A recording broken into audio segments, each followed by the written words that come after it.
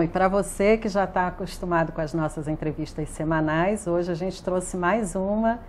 É uma pessoa muito especial, um rapaz que eu particularmente admiro muito, professor de História, o vereador mais votado de Petrópolis. Seja muito bem-vindo ao Cultura na TVC, Yuri. Oi, Sandra, muito obrigado e pela admiração recíproca. Que bom que eu estou aqui. Demorei um pouquinho, mas cheguei. É assim mesmo, a gente nessa correria, né? Eu também cheia de coisas para fazer, imagino que você muito mais, mas o importante é que a gente conseguiu aí esse tempinho para falar um pouquinho sobre cultura hoje, né, Yuri? Eu sei que a sua pauta é extensa, mas a gente está aqui para falar um pouquinho sobre o Plano Municipal de Cultura. Te peço desculpas, eu estou testado, estou negativo, mas estou com uma faringite, uma alergia que não me abandona. Sem problemas, a gente entende. Eu, inclusive, tenho feito vários testes pelo mesmo motivo, né? A gente trabalha muito com a voz, de vez em quando vem aquela tossezinha, aquele vírus, e a gente precisa ver se está tudo bem, mas fica tranquilo, tá? Tá em casa. Vou acabar interrompendo em alguns momentos para tossir. Sem problemas. Yuri, o Plano Municipal de Cultura, para quem não conhece, para quem não está familiarizado com o tema, o que ele é e qual a importância dele para a cidade? Muito bom. Eu acho que o Plano Municipal de Cultura e a experiência dele em Petrópolis demonstram a importância de nós termos políticas de município, para além de políticas de governo. Isso é uma tradição no Brasil, nós iniciarmos projetos, ações, programas que estão ali na boca de um candidato, depois são consolidados no eventual governo e se perdem quando se tem uma troca. Isso é muito ruim, essa falta de continuidade. O Plano Municipal de Cultura ele é um bom exemplo do que pode ser uma sistemática de política pública, né? Porque ele traz ali o plano, obviamente, com seus 10 anos para frente, do que pode ser feito para a cultura na cidade.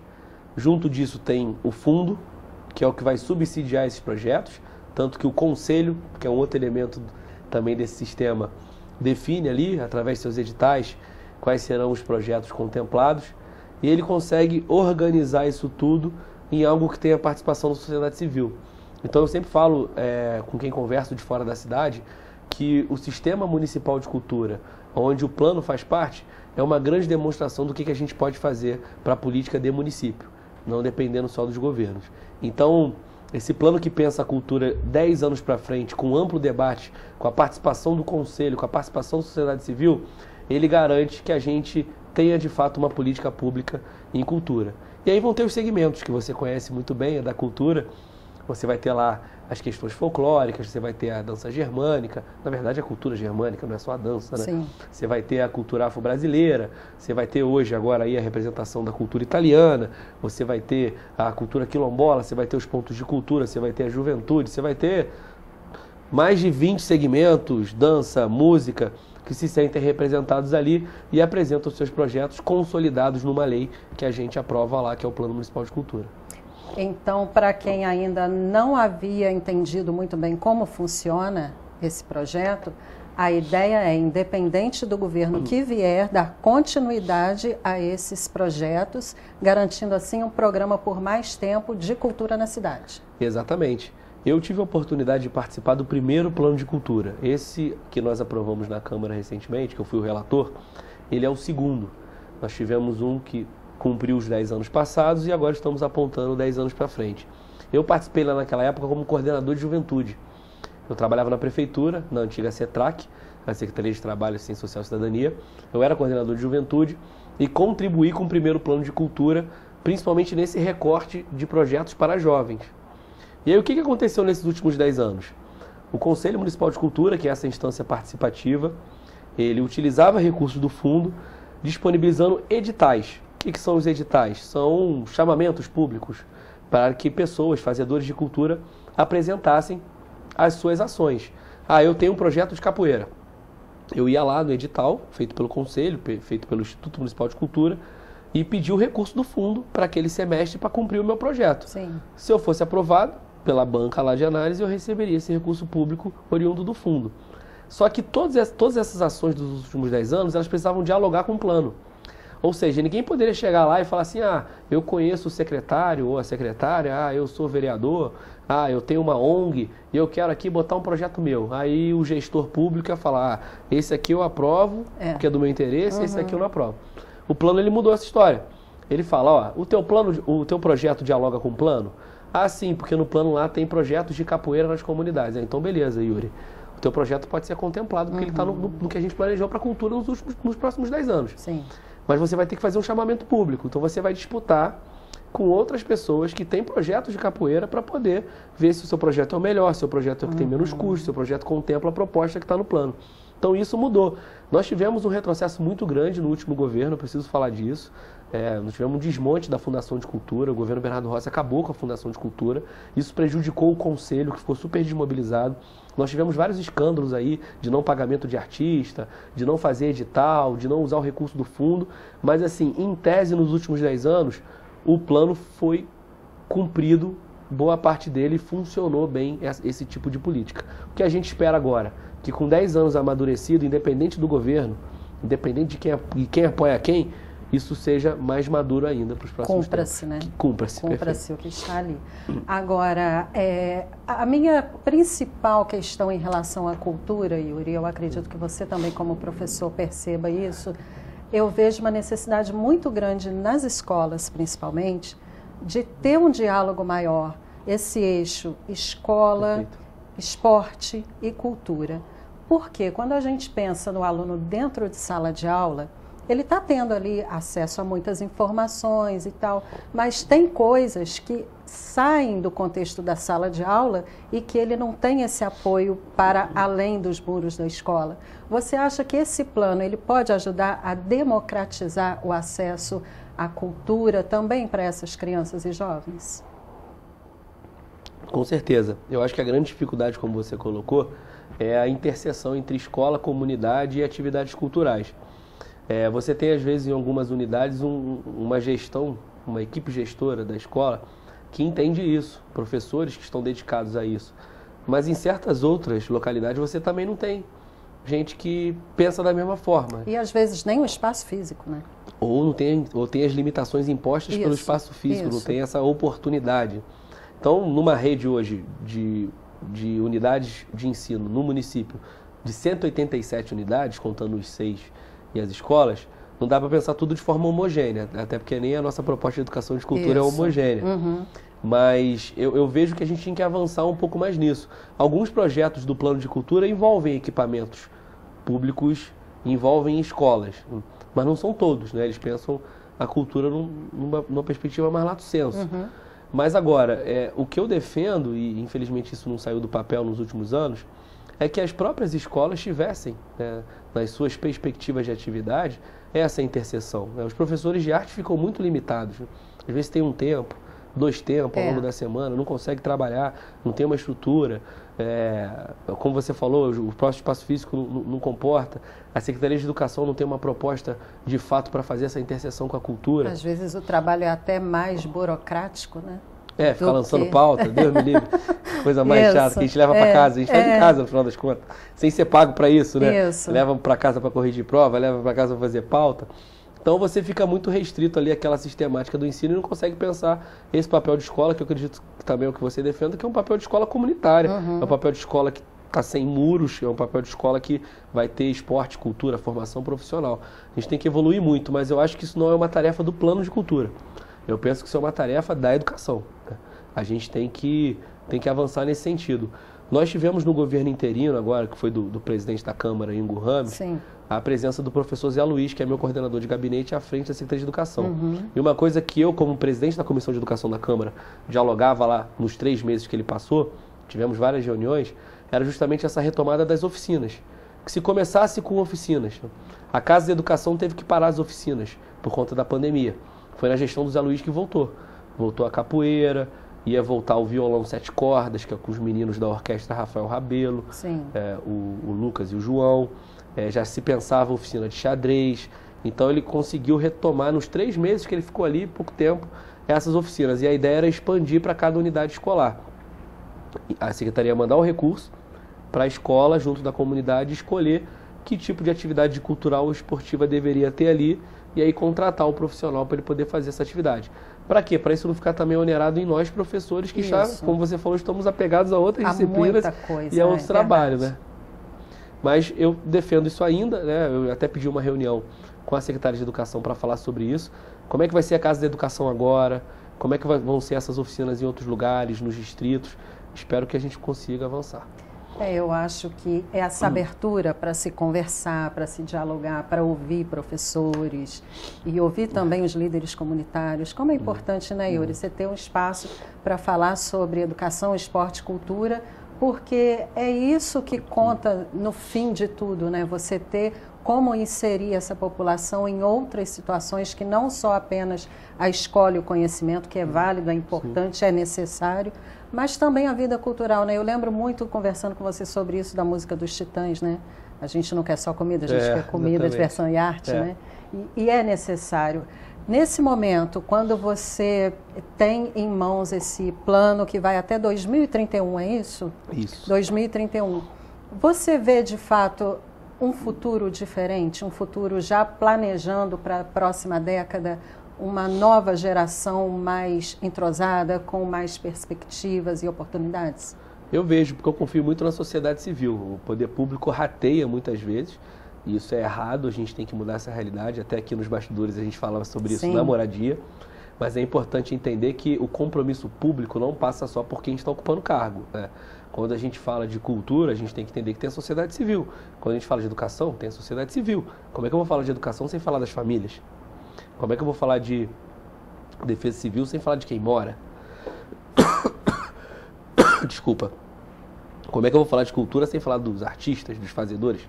A minha expectativa é que aconteça uma mobilização da sociedade civil para garantir esse plano. Como eu disse, nos últimos 4, 5 anos a gente teve uma dificuldade, principalmente no último governo, de funcionar o plano, de funcionar o fundo. Mas a sociedade civil se organizou da mesma forma, montou um Fórum Popular de Cultura, continuou batalhando. Eu, por exemplo, sou do Carnaval, a gente tem um bloco, Boa Praça. A gente fez o bloco Boa Praça, mesmo sem liberação da Prefeitura. Sim, a gente fez. dá-se um jeito. O solstício do sol aconteceu de novo esse ano, está aí há mais de 20 anos. Isso. A tribo de Gonzaga faz lá o Carnaval dela, então a gente, além dos shows que fazem ao longo do ano, mas assim, são coisas que vão acontecendo. O que a gente tem que tentar garantir, aí é o meu papel como vereador, é que o poder público garanta os recursos necessários para isso. Então, na votação do orçamento que a gente vai ter na Câmara recentemente, eu já vou fazer várias emendas para a cultura, para o fundo de cultura. Para quê? Para garantir que nesse plano, junto desses editais, a gente tenha lá, ao invés de 100 mil, 200 mil, 400 mil para esses projetos. O que quer dizer que se tiver mais dinheiro, mais projetos podem ser contemplados no plano. Mais crianças, adolescentes, jovens, idosos, adultos podem ser inseridos nessas iniciativas. Sim. Então, eu acho que são dois movimentos. Sociedade civil se manter mobilizada e fazendo cultura, seguindo o plano a partir das suas ações, e a gente no poder público conseguir forçar os recursos e o respeito ao plano necessário para que daqui a 10 anos a gente encontre um ambiente melhor. O que eu posso dizer, como quem é conselheiro do Conselho de Cultura, quem participou do primeiro plano, quem agora foi relator do segundo, é que quando eu olho lá para trás e olho para hoje, teve um avanço.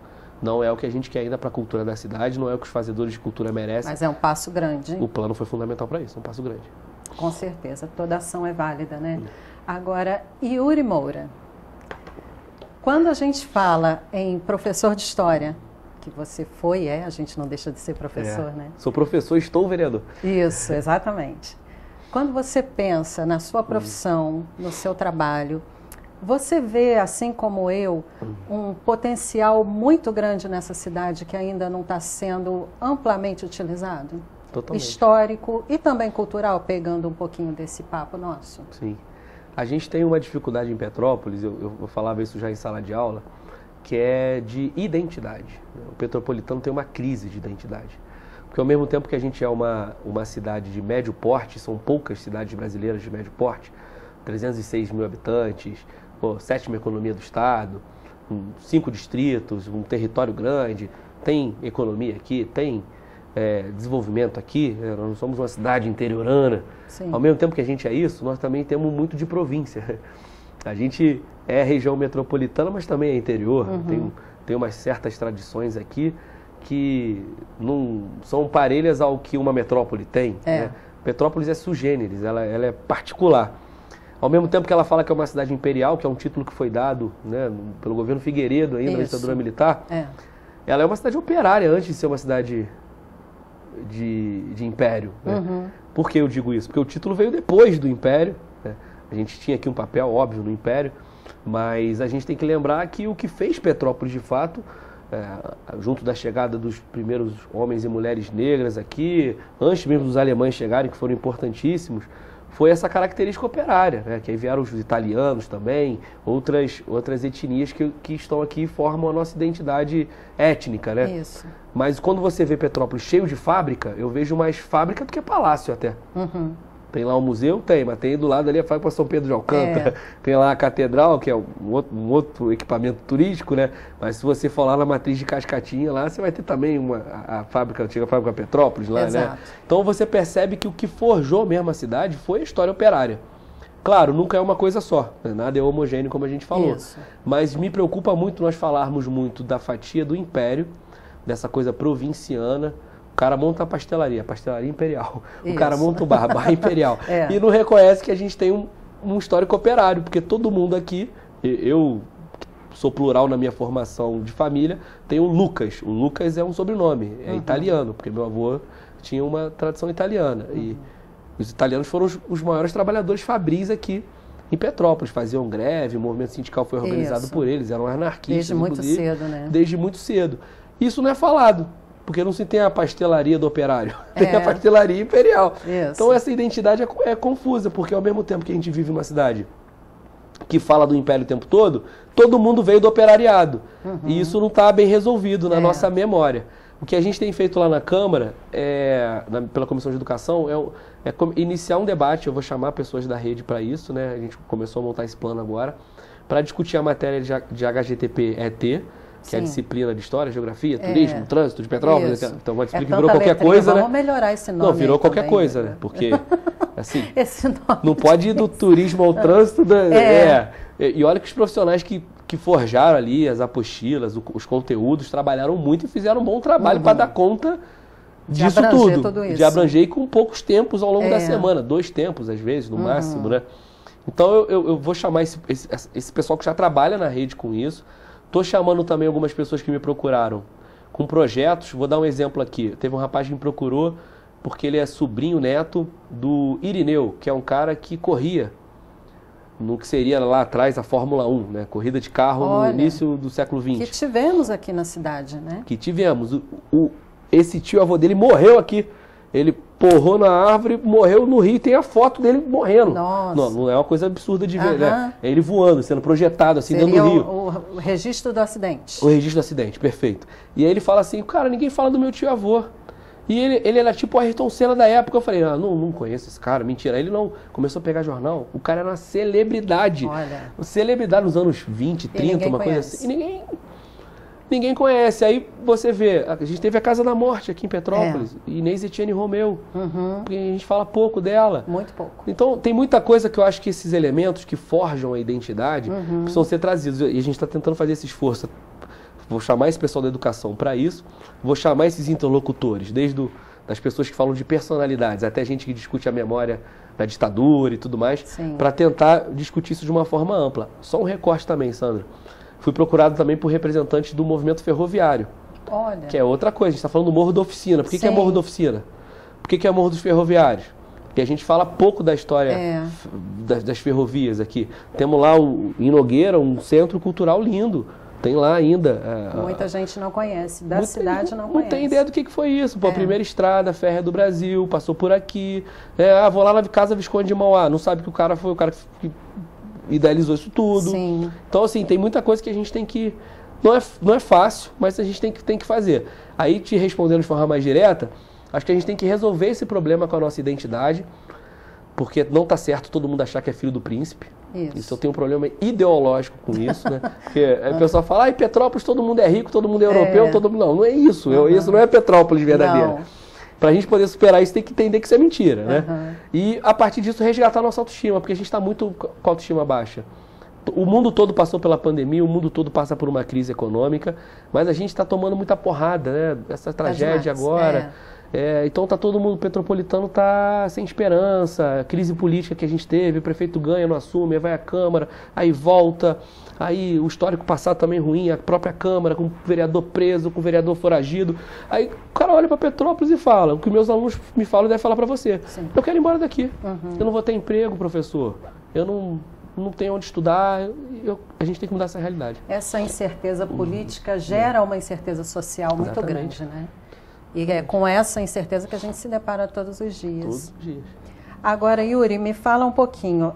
Quando a gente fala desses projetos todos e do que a gente pensa para daqui 10 anos, 20 anos, em algum momento você imagina que Petrópolis, de fato, tem condição de dar a volta por cima? E aí eu incluo também outros temas que a gente não tratou até então, como política de habitação, de emprego, tudo isso que a gente sabe que é uma ferida aberta na nossa realidade aqui, petropolitana? Com certeza, eu tenho esperança, senão nem estava na política. Eu acho que nem você estaria aqui como educadora, como fazedora de cultura, como comunicadora, porque se a gente perder a esperança, a gente perdeu tudo na vida. É verdade. É preciso ter esperança e coragem, sempre manter seus princípios, né? Mesmo que a gente erre ao longo do caminho.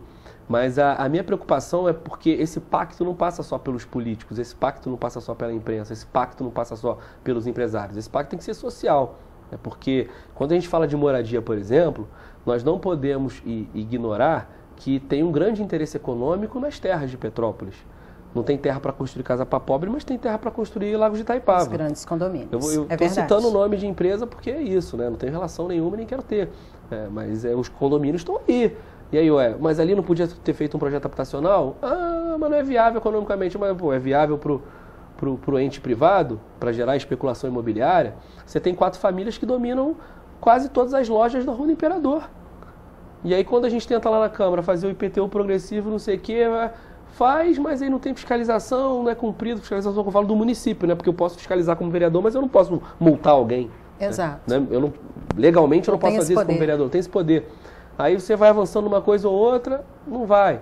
Aí você pensa assim, a própria questão de defesa civil. Não tem uma obrigação social disso também? Da pessoa, não digo de quem é menos esclarecido, de quem não tem acesso a comprar, né? Isso, as pessoas estão numa outra situação. Sim. Mas estou dizendo, será que não é um pacto comunitário do cara saber que ele não pode jogar o esgoto no vizinho? Exato. Porque isso, gente, na boa, né? O cara pode, às vezes, não ter a noção que vai cair o terreno, como se faz a drenagem, isso aí tudo bem. É o que eu falei, são pessoas que estão numa outra situação, o Estado não chegou, o Estado tem uma responsabilidade. Mas tem problemas ali que são de convívio, né? O cara faz um muro no terreno do outro, aí o muro cai na casa do outro. Então, aí as pessoas, aí dá um problema, todo mundo fala assim, mas só o poder público. Não, mas o poder público ele é feito por cidadãos que ocupam funções públicas. Eu não abro mão do meu mandato de cidadão, né? Eu já fazia uma militância antes de ser vereador. E vou continuar se perder o mandato, né? E tenho responsabilidade nisso, porque não dá só para terceirizar, né? Aí por isso que eu falo do pacto, né? Tem que ter um pacto de todo mundo, né? Por que tem a tragédia? Porque não teve política de moradia, culpa do poder público. Porque a especulação imobiliária em Petrópolis é fortíssima, culpa do poder econômico, né? Porque algumas pessoas que estão nas comunidades às vezes não respeitam o próprio vizinho. Culpa da sociedade civil, ou parte dela. Sim. E por que a gente tem que fazer uma grande briga ao invés de tentar entender a complexidade do problema para resolver? Então, quando eu falo pacto, é isso. Se não tivermos um pacto, ficar todo mundo só... E sempre com o poder público, né? A culpa sempre é do poder público. Não vai dar certo. Não vai funcionar, porque a gente não vai entender o problema, não vai pactuar em conjunto para superar. Aí eu acredito que a gente retoma o emprego, aí eu acredito que a gente vai ter política habitacional decente, aí eu acredito que vai ter cultura nas comunidades, eu acredito que a escola vai estar aberta, aí eu acredito que a saúde vai funcionar. E aí a gente vai evoluir. Claro, com o poder público tendo a responsabilidade e obrigação que ele tem, não abro mão disso. Mas temos que estar juntos. A sociedade, se ela não se inserir nesse pacto, nada acontece, né, Yuri? Inclusive fiscalizando, porque às vezes tem a verba, às vezes tem o dinheiro, às vezes tem as possibilidades econômicas e todas as outras que a gente poderia citar, mas falta fiscalização também. E não é só um órgão fiscalizando o outro, é a própria sociedade, né? Cobrando, tomando partido, conhecimento, como é importante. Você sabe que agora no ensino médio, nós temos uma disciplina chamada Projeto de Vida, né? Sim. Esse novo ensino médio. E aí eu trabalho algumas turmas com essa disciplina, assim como outros colegas também. E aí eu sempre falei isso, a gente carrega muito essa coisa de terceirizar a culpa sempre dos nossos fracassos. É claro que você tendo um poder grande, né, de agir e mudar a vida das pessoas, você pode ser o diferencial na vida delas. Mas quando a pessoa, o cidadão, faz alguma coisa boa, eu escrevi um livro, é mérito meu. Mas se eu não pudesse publicar, é culpa de quem que eu não pude publicar? Sim. Então a gente tem esse tipo de problema ainda. Será que é possível a gente trabalhar em uma sociedade em que cada pessoa conheça a sua limitação e pare de terceirizar para o outro aquilo que não consegue resolver? Perfeito. Ou que consegue? Isso passa pela educação, a gente passa sempre pela fala, educação, não tem como, né? E passa por uma educação de valores e de princípios. Sim. E aí, eu não sou um cara conservador, eu sou do PSOL, eu sou de esquerda, mas isso não quer dizer que eu não tenho princípios e valores. É que os meus princípios Todos e valores... temos, né, Yuri? As Exato. pessoas confundem muito isso. Não, né? porque as pessoas, a gente está no momento do Brasil que todo mundo acha que só tem princípio e valor quem é de direita, quem tem alguma religião. Eu tenho a minha religião também, né? Então assim, eu sou pai de família, tá? Só que eu não jogo isso na minha campanha, eu sou pai de família. Não preciso, sou pai de família, né? Eu tenho um filho. Você também é a favor da família? Eu sou a favor da família, não é porque eu sou de esquerda que eu sou contra a família. Só Exato. que eu vou criar o meu filho com os princípios dos valores do bem comum, de não ser preconceituoso. É um valor meu, é um valor do que eu acredito. Respeito, né? É o valor do respeito. Eu vou criar meu filho para não ser um cara egoísta. Logo, isso me coloca distante ideologicamente de quem acha que ganhar dinheiro é tudo na vida e que a sociedade tem que ser baseada em ganhar dinheiro. Isso aí é o outro lado da política, eu estou do lado daqui, que acho que tem que compartilhar as coisas. É claro que eu preciso de dinheiro para viver, é claro que o dinheiro é o meio para a gente poder comprar comida, comprar uma casa, e a gente quer dividir a prosperidade, eu não quero dividir a pobreza. Isso. Mas eu não acho que você ter uma sociedade baseada numa lógica de mercado vai dar certo, porque senão eu vou para a escola pensando no mercado. Eu vou olhar para minha esposa pensando no mercado. Troco, não destroco, ela vai olhar para mim também, troco, destroco. Esses são os valores. O meu valor é o contrário, é o valor de viver em comunhão. Com os meus erros, com os defeitos, com a dificuldade que a vida em sociedade impõe, porque eu vou errar, você vai errar, mas a gente tem o valor de entender que o ser humano é falho, como você colocou bem num projeto de vida, que o ser humano tem as suas limitações e eu tenho que reconhecer isso sem culpar o outro. Exato. E para isso cada um tem que fazer a sua parte. A primeira coisa é fazer a parte. Então, tem uma coisa que a gente brinca lá na Câmara, cada vereador tem uma opinião, eu não falo com todos, né, mas assim, tem uma boa relação com a maioria. Eu falo assim, cara, eu não levo desaforo para casa de eleitor. Eu não levo. O dia que eu for pego roubando, o dia que eu for pego desrespeitando o dinheiro público ou os votos que me deram, eu tenho que levar desaforo. Mas eu, com a minha atuação hoje, eu não vou ouvir desaforo, não fiz nada de errado, não roubei ninguém, então não tô lá fazendo sacanagem, então não vou levar, porque senão ele tá terceirizando a frustração dele em mim sem olhar meu trabalho. Teve um cara que me parou essa semana na rua e falou assim, pô Yuri, eu não lembro qual foi a lei. Não, teve um que me parou na boa e falou, pô, eu não sabia, legal, vou pesquisar. Mas teve um que me cobrou, acho que foi a questão foi a morte da Maria Tereza, da criança que faleceu, lá no SEI. E aí ele falou assim, pô, tinha que ter uma lei que todo mundo tinha que ser treinado. Eu falei, tem a lei federal, Lei Lucas. Lei Lucas, E eu regulamentei aqui em Petrópolis. A regulamentação é minha. Pô, mas agora que morreu? Eu falei, não, amigo, eu protocolei em fevereiro. Ela morreu em maio.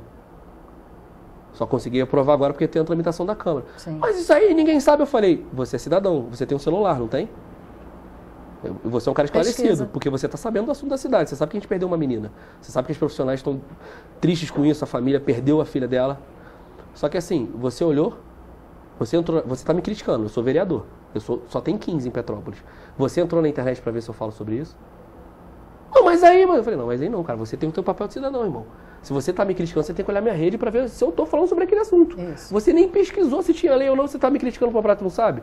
Aí ele foi, baixou a cabeça, foi embora e resolveu. Porque assim, se ele cobra assim, Yuri, você não tem nenhuma lei sobre algum assunto que eu não tenho lei. Aí eu falo, pô, irmão, verdade. Pode me cobrar que eu vou pensar sobre isso. Mas desculpa, que eu tava olhando outra coisa. Mas então é isso que você falou, cara. Ele jogou em cima de mim um fato que ele não conhece, que ele não pesquisou, mas ele quer ter uma posição para poder me criticar. Então eu não vou aceitar isso, cara. Não tem como. É difícil, né? Mas muito é isso. Complicado. Fui respeitoso, ouvi, só não vou ouvir desaforo de forma injusta. Mas faz parte da função que eu exerci, né? Eu tenho que escutar. Tem que escutar. Mas faz parte disso que você falou, das pessoas às vezes terceirizarem uma coisa sendo injusta, né? É verdade.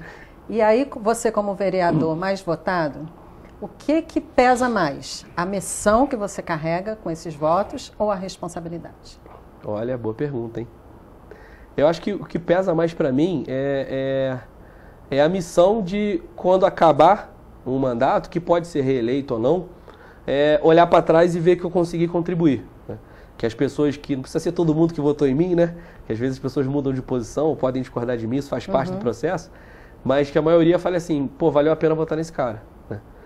Ele realmente nos representou, com erros e com acertos, conseguiu avançar em certos projetos e outros não, mas ele nos representa, então ele é fundamental, ele é necessário nessa tarefa. Ninguém é necessário, né? Porque são pessoas, né? Pessoas que são importantes, são ideias, mas às vezes você pode configurar se propondo, sendo representativo para projetos que estavam ocultos, né? Então eu quero ter esse reconhecimento, não por conta só de uma coisa de vaidade, que todo mundo tem, eu não vou negar, mas de poder saber que valeu a pena, né? Porque é difícil ganhar uma eleição, é difícil ser uma pessoa pública, é difícil ser cobrado, às vezes de forma injusta, é difícil ter que tomar 40 decisões por dia. Todo dia ali a gente vota coisa pra caramba, né? Às vezes você pode votar errado, acontece, né? Você tem que fazer a minha culpa. E aí é mais difícil ainda quando depois disso tudo passar, se você olhar para trás e falar assim, caramba, desperdicei a confiança das pessoas. Isso eu não quero ser, não. Entendi. Essa é a dificuldade. Então você acha que através do seu mandato você pode, de fato, mudar a vida de muita gente, né? Com certeza, com certeza. Até porque o mandato não sou só eu, né? Tem muitas pessoas trabalhando nisso, gente que está no gabinete, gente que não está. É um projeto mais coletivo. É que pela forma de eleição que a gente vive, tem que botar um nome, uma cara na urna. Mas eu estou aqui e as pessoas estão fazendo outros trabalhos. Então, a gente atende aí, em média, 10, 15 pessoas que estão com problema no aluguel social. Sim. Às vezes uma dúvida, às vezes uma orientação, às vezes algum erro burocrático com o Estado ou com a Prefeitura. A gente faz atendimento em comissão de direitos humanos que eu presido, que ninguém sabe. De violência contra a mulher, de problemas de alienação parental, porque são questões de direitos humanos que a gente tem que manter reservado para identificar, para preservar as pessoas. Né? A gente resolve problemas, às vezes, de acesso à política pública. Pô, eu entrei com um exame e até hoje não me chamaram. Eu não furo fila, não tenho nem esse poder, nem faria, porque isso é ilegal. Mas eu posso ligar para a Secretaria de Saúde e falar, ó, peraí, pô, recebi aqui 4 pessoas que estão na fila para um exame, o que está acontecendo aí? O que está acontecendo? Fiscalizar. Então tem um dia a dia. E para além do dia a dia tem grandes projetos, né? E aí eu tenho muito orgulho de, por exemplo, em 4 meses de mandato ter conseguido aumentar o aluguel social em Petrópolis. Foi proposta do nosso mandato. Hoje o aluguel social em Petrópolis é o maior do estado. E antes da tragédia. Antes da tragédia. A gente tem aluguel social do estado em R$500. Alguns municípios trabalham com R$400. Aqui em Petrópolis, depois de 7 anos, a gente conseguiu aumentar para 550. 10% e botou um dispositivo na lei que todo ano tinha que ser aumentado o valor. Porque a gente percebeu que tinham 400 famílias que recebiam R$500 da prefeitura, mas tiravam 300 do bolso para compor o aluguel social. E enquanto não tem política de moradia, o aluguel social ele é necessário. Sim. Então consegui fazer isso. A gente, quando a pandemia estava no pior momento, criou o Petrópolis Sem Fome. Ajudamos a articular instituições sociais, famílias, voluntários, e atendemos mais de 500 famílias, fazendo doação, apoiando e tudo mais. Quando eu olho para a educação, para os servidores, nós conseguimos 2 jateios do Fundeb. Lei minha, de minha autoria, junto do CEP, que é o sindicato da categoria. Só Petrópolis teve 2 jateios, que é a sobra do dinheiro da educação, que a lei federal diz que pode ser... Que não foi aplicado durante o exercício. Exatamente. Para não devolver para o governo federal, a gente pode ratear entre os profissionais. E aí eu estou falando dos profissionais que trabalharam na pandemia. Isso. Minha mãe é inspetora. Minha mãe foi entregar cartão Melena Certa no auge da pandemia. Minha mãe pegou Covid por causa disso. Ela não merece um reconhecimento? Eu sei que tem vários outros profissionais que também se expuseram, claro. Mas se a gente tem um recurso que vai ser devolvido para o governo federal e pode ser valorizado para os servidores, que a gente não faz aqui? Que é verdade. Eu fiz a lei e a gente conseguiu 2 jateios, que deu mais dignidade aos trabalhadores de educação. Nós somos trabalhadores de educação. Sim. Dá para ter educação sem valorização do trabalhador? Não funciona. Não funciona. Então, eu posso falar uma série de coisas aí. Agora fui relator do plano de cultura, que é uma coisa importante. E o transporte público? Transporte público. Dia 25 está chegando. Vamos contar para o pessoal o que tem dia 25. Tá aí uma vitória, né? É uma vitória, que é uma luta que, obviamente, não é só do nosso mandato, é uma luta que envolve muita gente, mas nós tivemos participação ativa nisso, né? A minha presença está citada na decisão do doutor juiz Jorge Martins, que teve um trabalho brilhante junto da doutora Vanessa Katz, do Ministério Público, também outra pessoa brilhante, que se preocupa muito com a cidade. E eu fui lá na condição de conselheiro do transporte, que tem um conselho do transporte, conselheiro do transporte como representante da Câmara, né? A Câmara tem uma cadeira. E eu participei dessa audiência pública que definiu a volta de 100% da frota, que é uma coisa que eu já tinha entrado na justiça 2 anos atrás, sem ter mandato, não só eu, um monte de gente, tá? Mas que a gente bate com as fiscalizações, que eu cobro multa por ofício para a CPTrans todo dia de carro que quebra e tudo mais, e dei a minha contribuição nesse processo. E o que está colocado? Que a partir do dia 25 as empresas precisam voltar com 100% da frota. Senão vão pagar uma multa de R$300 mil, mais uma multa diária lá que vai acumulando. Eu não me lembro o valor agora. E o que é 100% da frota? É voltar como era antes da pandemia. Se na linha 100 você tinha 5 ônibus rodando com tais horários, e a gente tem isso, tá? Eu tenho isso. É meu trabalho de vereador. Eu tenho, eu vou poder bater direitinho. Se você tinha, sei lá, vou dar um exemplo, linha 100 tem muito mais do que isso, né? Mas 5 carros com 10 viagens, tantos horários, e na pandemia eles diminuíram isso, eles têm que voltar para o que era antes da pandemia. Voltar ao patamar antigo. Patamar antigo, porque já foi dado prazo para eles, em próprio juízo, eles não cumpriram, teve aumento de passagem, aí eu lembro, eu fui o único conselheiro do Comutran que votou contra. É um tipo de coisa que eu ando na rua, olho, e as pessoas falam, cara, que bom que eu votei em você, porque você sempre fez greve com os rodoviários, você sempre foi contra o aumento de passagem quando era estudante, e agora você foi conselheiro de quem define se vai aumentar a passagem, você foi o único que votou contra. De 31, só eu votei contra. Eu me lembro da sua indignação ali. Saí daí. Já fez o vídeo ali por conta. Já fui por conta, embalado. Mas é isso, então eles têm que voltar. O que eu vou fazer? Dia 25 é um sábado, né? Sim. Isso atrapalha um pouco, porque sábado já tem um horário diferente. Diferenciado. Tem diferenciado, né? E isso aí pode dar alguma margem para as empresas de ônibus fazerem alguma manobra, porque eles fazem, né? Eu estou mais preocupado com a segunda de manhã. Isso. Onde a gente vai para a rua cedo, desde madrugada, para bater se está cumprindo ou não, porque aí eu vou fazer o quê? Eu mesmo, já que eu estou citado na decisão, na qualidade de vereador eleito pelo povo, vou levar a juízo o que eu pegar que não está sendo cumprido. Aí eu vou fazer o meu papel de fiscalizar, de falar, doutor, 300 mil de multa. Ah, mas as empresas de ônibus estão quebradas por causa do diesel. Concordo, mas todo mundo aqui está quebrado por causa do diesel. É verdade. Isso aumenta tudo, né? Aumenta tudo. E eles aumentaram a passagem. E se é ruim, entrega. Porque aquilo ali é uma concessão pública. É o Estado dizendo, você pode... Estado, prefeitura, governo, né? Você pode explorar isso aqui, empresário de ônibus. Você vai pegar o transporte público e vai ganhar dinheiro para executar esse serviço público. Ele pode falar assim, não está valendo a pena para mim, eu vou devolver. Não quero. Por que não devolve? Isso. Se está dando prejuízo, como eles estão falando, algum padeiro mantém a padaria que dê prejuízo? Nenhum. Algum vendedor de pipoca mantém a pipoqueira dele ligar se estiver dando prejuízo? Não. Então por que o empresário de ônibus está fazendo isso tomando prejuízo? Ladainha, né? Tem coisa errada aí, né? Tem coisa errada aí, né? Agora, nós falamos sobre todas as ações, algumas delas, né, que você tem encabeçado, tomado à frente e ajudado, né, através do seu mandato. Agora, fala para mim, o que mudou a presença do Dom na sua vida como cidadão? E isso faz parte também da construção de uma cidade melhor, de um estado melhor, de um país melhor, que você quer deixar para ele, porque quando a gente é pai e mãe muda muita coisa, né? Olha, Sandra, muda tudo. Tem alguns chavões que as pessoas falam. E tu vai ser pai? Vai mudar tudo. Passa rápido. Aproveita. É tudo verdade. Eu falo para você que vai ser mãe ou pai, é tudo verdade. Passa rápido, é a melhor coisa da vida.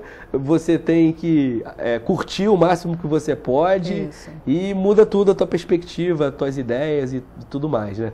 Eu falei hoje com um amigo meu, almocei com ele, Roberto Costa, jornalista, grande amigo meu, e falei para ele que às vezes eu que amo o meu trabalho, acordo lá de manhã, quando ele acorda umas 7 horas, assim, me dá vontade de não ir trabalhar, para ficar um pouquinho. Hoje, por exemplo, foi assim, né? Eu falei, podia ficar, às vezes muda a agenda, eu trabalho até tarde, né? Compenso ali, mas é desse nível, de você que ama o que você faz, querer ficar cheirando o teu filho, beijando o teu filho. Curtir mais um pouquinho. Curtindo mais um pouco, ainda mais ele que está numa fase desse 1 ano e 2 meses que é despertar das coisas, né? Começa a falar, já está andando pra caramba, aí você quer viver aquilo. Mas muda muita coisa. E me mudou como político também, pode ter certeza, né? Essa visão de ser pai, de compor uma família com a qual você tem uma grande responsabilidade ali junto da sua companheira. Tanto que no dia 11, talvez, posso estar errando a data, a gente vai fazer uma audiência pública na Câmara, que eu pedi, sobre paternidade ativa.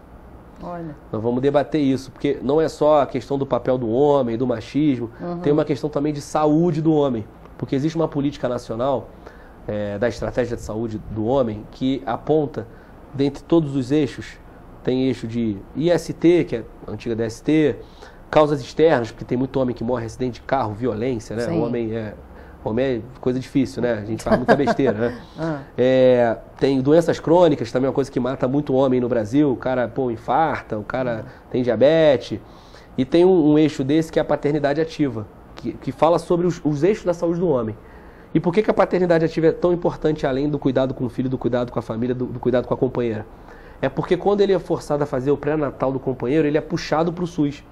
Aí aquele cara que nunca fez o exame, porque, não vou no médico, não dou jeito, não sei o quê, ele vai ser obrigado a fazer por causa do pré-natal da companheira. Aí às vezes ali ele já detecta uma doença crônica. Aí ele tem que fazer o exame de IST. Aí às vezes pega uma sífilis ali, aí já vê se ele passou para parceira. Que às vezes pode acontecer isso. Pode. E aí já vê a saúde do bebê. Então a paternidade ativa, ela é um input, uma porta de entrada, uma janela para o homem ser puxado para a saúde dele próprio.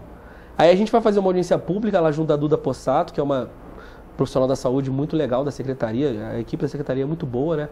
Tem as dificuldades do trabalho ali, mas a equipe é muito boa. O próprio secretário Marcos Curvelo também é uma pessoa que eu admiro bastante. E a gente vai ter ali essa audiência pública para falar da paternidade ativa. Eu vou lá falar de paternidade também, vou chamar outros pais. Vamos ter algumas companheiras que vão falar. Mas não só disso, falar disso também para falar da saúde do homem. Porque teve uma audiência pública do quadrimestre da saúde, que é o momento que a gente vê os dados da saúde, que apresentou que na meta da paternidade ativa, do pré-natal do companheiro, só foi batido 7%.